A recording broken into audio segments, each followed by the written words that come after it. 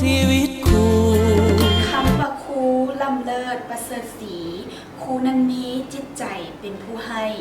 ทรงวิชาความรู้ให้สิทธิ์ไป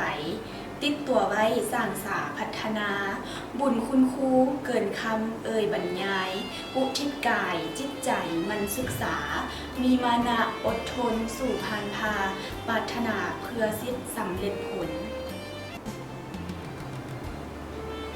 สบายดีเนื่องในโอกาสวันครูแห่งชาติที่7 ตุลาได้หมุนเวียนมาฮอดอีกวาระหนึ่งพวกเขาขอแสดงความขอบใจและหูบุญคุณมายังครูอาจารย์ทุกทั่วหน้าที่ได้ตั้งหน้าศึกษาค้นคว้าและแบ่งปันความรู้ในทุกด้านให้แก่ลูกศิษย์เพื่ออยากเฮ็ดให้ลูกศิษย์ประสบผลสำเร็จและมีการพัฒนาขอถือโอกาสนี้อวยพรมายังครูอาจารย์ทุกท่านจงมีสุขภาพเข้มแข็งมีความผาสุกประสบผลสำเร็จทั้งในชีวิตและหน้าที่เรียนงานด้วยเนื่องในโอกาสดังกล่าวข้าพเจ้าในนามต่างหน้าพนักงานบริษัทและสร้างประกันภัย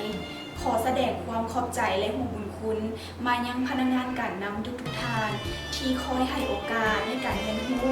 และคอยชี้นำให้พวกเขามีการพัฒนาตนเองขออวยพรให้ทุกท่านจงมีสุขภาพเข้มแข็งมีความสุขโชคดีนำพาบริษัทก้าวหน้าและมั่นคงเรื่อยๆไปขอขอบใจเกิดมาเป็นครูเพื่อหวังเสริฐสู่เด็กทั่วอาณา